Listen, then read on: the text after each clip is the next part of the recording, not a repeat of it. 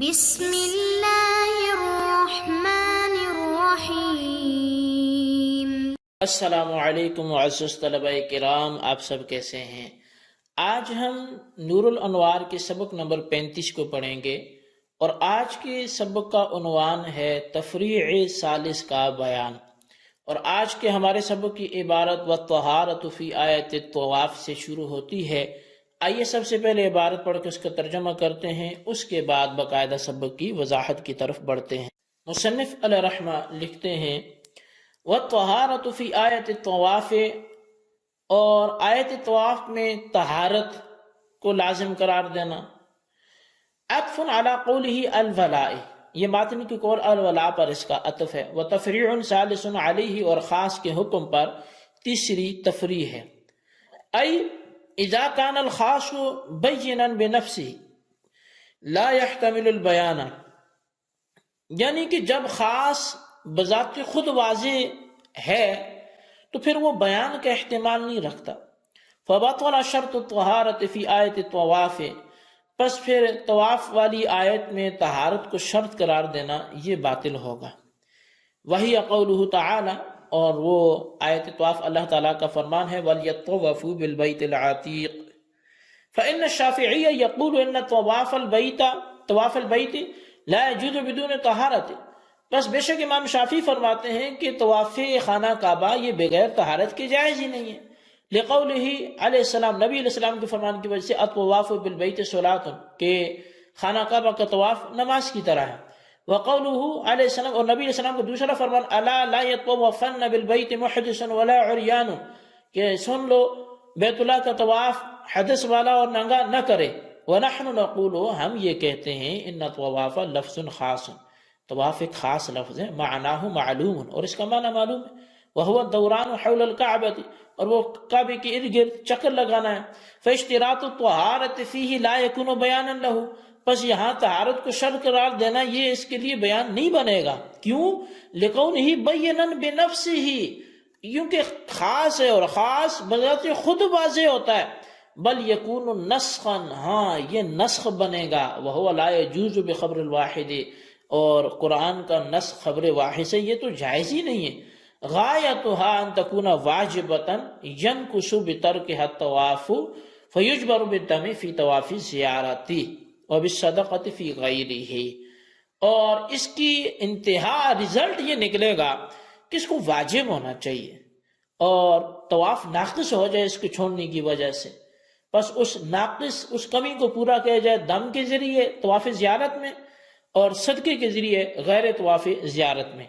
وَأَمَّا زِيَادَةُ كَوْنِهِ سَبْعَةَ أَشْوَاطٍ وَابْتِدَاؤُهُ مِنَ الْحَجَرِ الْأَسْوَدِ فَلَعَلَّهُ ثَبَتَ بِالْخَبْرِ الْمَشْهُورِ وَهِيَ جَائِزٌ بِالْاتِّفَاقِ، اور طواف میں 7 دوڑ کی قید کا اضافہ کرنا اور اسے حجر اسود سے شروع کرنا ممکن ہے کہ یہ بات خبر مشہور سے ثابت ہوئی ہو اور یہ بالاتفاق جائز ہو۔ جی طلبہ کرام، یہ ہمارے آج کے سبق کی عبارت اور اس کا ترجمہ تھا۔ اب آئیے اس کی وضاحت کی طرف بڑھتے ہیں۔ اس عبارت میں خاص کے حکم پر تیسری تفریع کا ذکر کیا جا رہا ہے، چونکہ ہم نے خاص کا حکم پڑھا تھا کہ لا يحتمل البیان، خاص جو ہے یہ بیان کا احتمال نہیں رکھتا، کیوں؟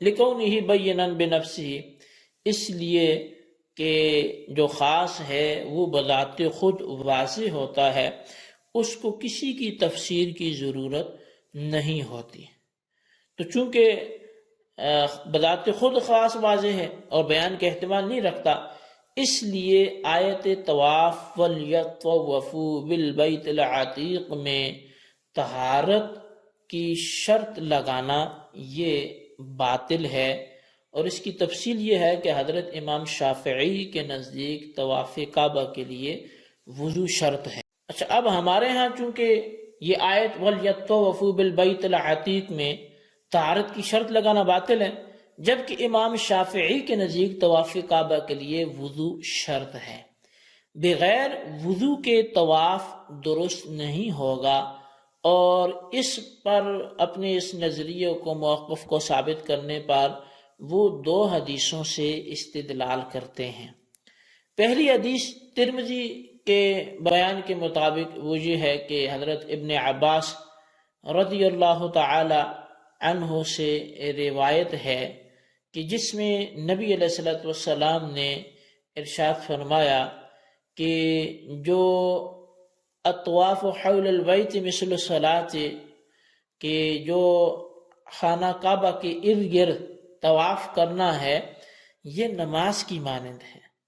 صرف اتنی بات ہے کہ طواف میں تم لوگ بات کرتے ہو، اور سوچو جو شخص طواف میں کلام کرے تو وہ اچھا ہی کلام کرے، یعنی فمن تکلم فیہ فلا یتکلم الا بخیر۔ تو اب جو بھی کلام کرے طواف میں وہ اچھا ہی کلام کرے۔ یہ حدیث ہے جس میں طواف کو نماز یا نماز کی مانند قرار دیا گیا، اور نماز میں طہارت یعنی وضو کا ہونا چونکہ یہ شرط ہے، تو طواف کے لیے بھی وضو کرنا شرط ہوگا۔ جس طرح نماز بغیر وضو کے جائز نہیں ہے، اسی طرح طواف بھی بغیر وضو کے جائز نہیں ہوگا۔ دوسری حدیث جو استدلال پر وہ پیش کرتے ہیں، جس سے استدلال کرتے ہیں طواف کی طہارت کا، وہ یہ ہے کہ خبردار کوئی شخص بغیر وضو اور ننگا ہو کر بیت اللہ کا طواف نہ کرے۔ اب اس حدیث میں بھی اس بات کی تاکید ہے کہ طواف کے لیے وضو ضروری ہے۔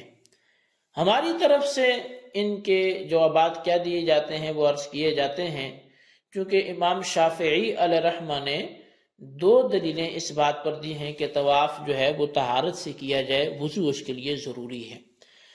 اب یہاں پر چونکہ دو دلیلیں پیش کی گئی ہیں تو ہم اس کی جواب کی طرف بڑھتے ہیں۔ سب سے پہلے تو آیت وَلْيَطَّوَّفُوا بِالْبَيْتِ الْعَتِيقِ میں ہم بات کرتے ہیں کہ طواف ایک خاص لفظ ہے اور اس کے معنی معلوم ہے، یعنی بیت اللہ کے ارد گرد چکر لگانا۔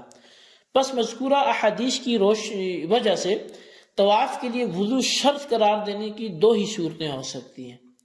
ایک تو یہ کہ مذکورہ احادیث کو اس آیت کے لیے بیان تفسیر قرار دیا جائے، یعنی یہ کہا جائے کہ آیت مجمل ہے اور یہ احادیث اس کے لیے بیان تفسیر ہے۔ دوم یہ کہ مذکورہ احادیث کی وجہ سے آیت کو منسوخ قرار دیا جائے، مگر یہ دونوں باتیں نہیں ہو سکتی۔